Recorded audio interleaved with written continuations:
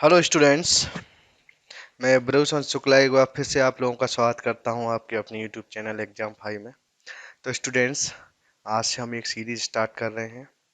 इस सीरीज में मैं आप लोगों को यहां पर आपके ग्रुप डी या रेलवे के आए हुए जितने भी प्रीवियस ईयर्स के पेपर्स में विज्ञान के क्वेश्चंस हैं, महत्वपूर्ण प्रश्न हैं, उनको मैं आप लोगों को यहाँ पे कराऊंगा वन बाई वन। तो सभी स्टूडेंट्स यहाँ पे प्रॉपर तरीके से इस सीरीज को ज्वाइन करें। इसमें डेली आपके सामने 25 से 30 क्वेश्चन आएंगे। इन क्वेश्चंस को आप लोग कीजिए सॉल्व यहाँ पर, इनको पढ़िए, इनको याद करिए। जब आप पेपर में बैठेंगे तो यहाँ पे आपको मैं बता रहा हूँ 100 में से 100 क्वेश्चन आपके विज्ञान के बन जाएंगे। मतलब 25 क्वेश्चन का जो वहाँ पे टारगेट है, तो वो 25 क्वेश्चन आपके पूरे के पूरे इसमें से फंसेंगे। आप इस चीज़ का विश्वास करें। चलिए, तो हम लोग यहाँ पर देखेंगे। सबसे पहला क्वेश्चन है आपके लिए यहाँ पर, प्रकाश वर्ष होता है। ये प्रकाश वर्ष क्या होता है, ये आपसे यहाँ पे पूछा गया है। वह वर्ष जिसमें सूर्य का प्रकाश अधिकतम रहा हो, वह वर्ष जिसमें कार्यभार हल्का रहा हो, प्रकाश द्वारा एक वर्ष में तय की गई दूरी, और सूर्य तथा पृथ्वी के मध्य की औसत दूरी। तो यहाँ पे आप लोगों का जो आंसर रहेगा वो रहेगा प्रकाश द्वारा एक वर्ष में चली गई दूरी। ठीक है, ये आप लोगों का यहाँ पे आंसर हो जाएगा। चलिए, तो दूसरे क्वेश्चन की तरफ बढ़ते हैं हम लोग। तो दूसरा क्वेश्चन कहता है एम्पियर को मापने की इकाई क्या है। एम्पियर को मापने की इकाई क्या है? वोल्टेज, विद्युत धारा, प्रतिरोध या पावर। तो आप यहाँ पे देखेंगे इसका जो इकाई है वो क्या है? विद्युत धारा। एम्पियर किसकी इकाई है? विद्युत धारा को मापने की।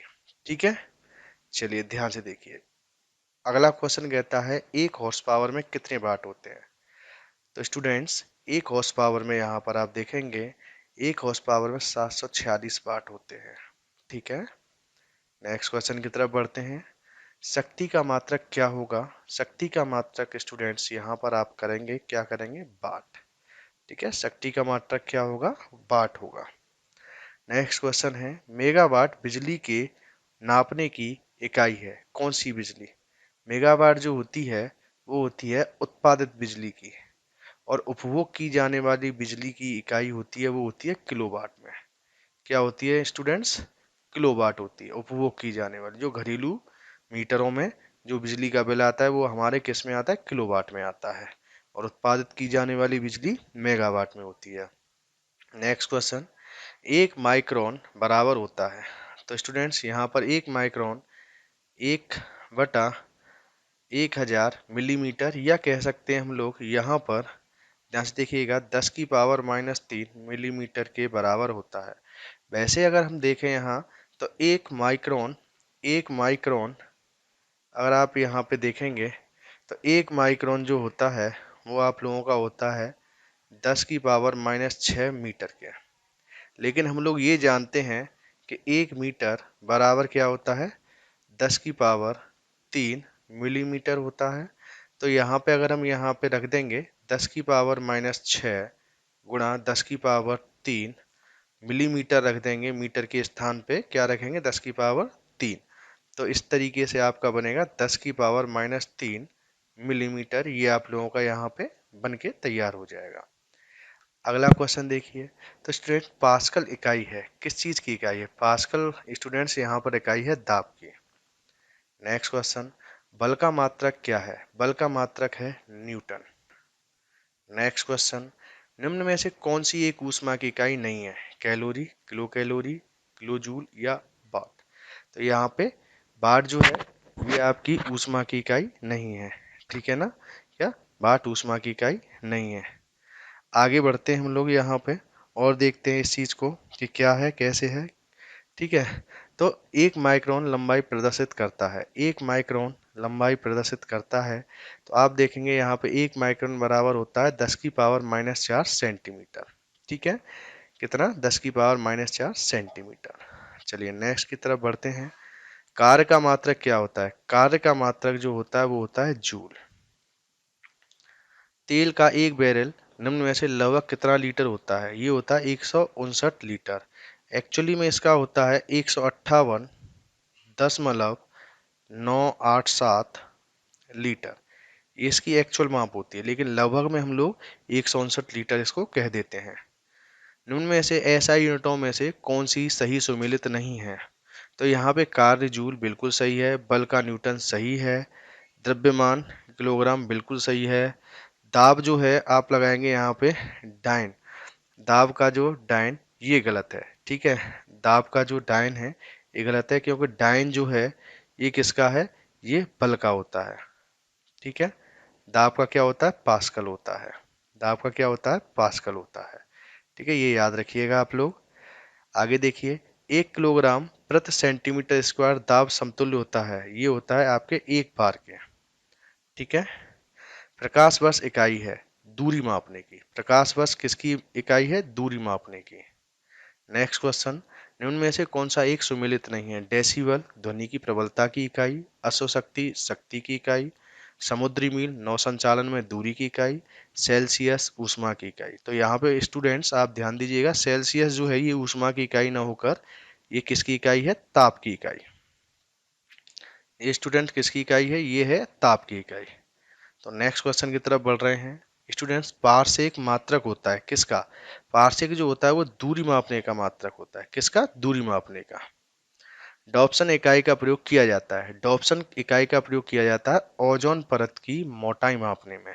ठीक है, आगे देखिए, 1 पिकोग्राम बराबर होता है 10⁻⁻12 ग्राम के।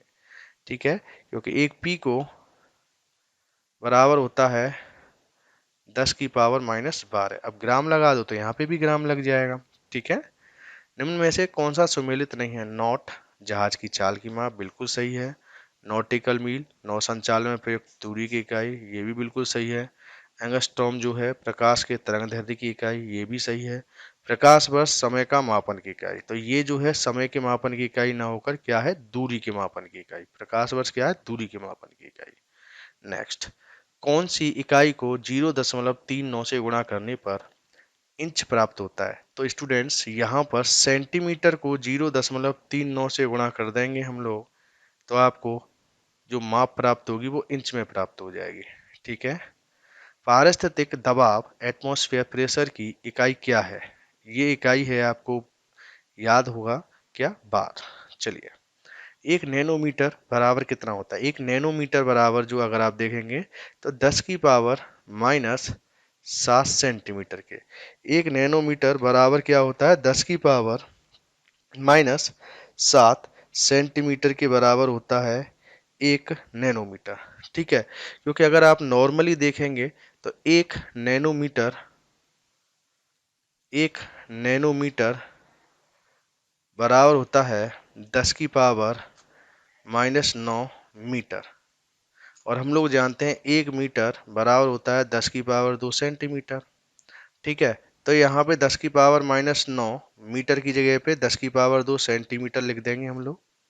ठीक है, तो -9 और ये प्लस का 2 है, तो 10⁻⁻7 क्या आ जाएगा? यहाँ पे सेंटीमीटर आ जाएगा। क्लियर? ये आपको याद रखना होगा। चलिए, 6 फीट लंबे व्यक्ति की ऊंचाई नैनोमीटर में कितनी होगी? 6 फीट लंबे व्यक्ति की ऊंचाई नैनोमीटर में कितनी होगी? 183 × 10⁻7 नैनोमीटर ये यहाँ पे इसकी ऊंचाई रहेगी। ठीक है, चलिए, एक बार से एक तारों संबंधी दूरियां मापने का मात्रक किसके बराबर होता है? ये स्टूडेंट्स आपका होता है वैसे तो 3.26 होता है, लेकिन यहाँ पे 3.25 प्रकाश वर्ष दिया है, तो आप लोग इसको 3.25 प्रकाश वर्ष यहाँ पे कर सकते हैं। ठीक है ना, कोई दिक्कत? नेक्स्ट क्वेश्चन देखिए, लंबाई की न्यूनतम इकाई क्या है? लंबाई की अगर न्यूनतम इकाई की बात करें तो सबसे पहले इनके मान देखिए आप। इसका मान जो होता है 10⁻⁻6 मीटर होता है। इसका मान होता है 10⁻⁻9 मीटर। ठीक है, इसका मान अगर आप देखेंगे यहाँ पे तो इसका जो मान होता है ये होता है आपका 10⁻⁻10 मीटर। और इसका मान होता है 10⁻⁻15 मीटर। कितना होता है? 10⁻⁻15 मीटर। तो सबसे छोटी इकाई कौन सी रही? Fermi metre. ठीक है। तो स्टूडेंट्स, आज के क्वेश्चंस हम यहीं पे समाप्त कर रहे हैं। अगर आप लोगों को ये वीडियो अच्छा लगा हो तो सभी स्टूडेंट्स लाइक कीजिएगा। चैनल पे पहली बार अगर आए हुए हैं तो चैनल को सब्सक्राइब जरूर करके जाइएगा सभी लोग। ठीक है। और कमेंट बॉक्स में अपने सुझाव लिखिएगा। Thank you students. Okay. Thank you.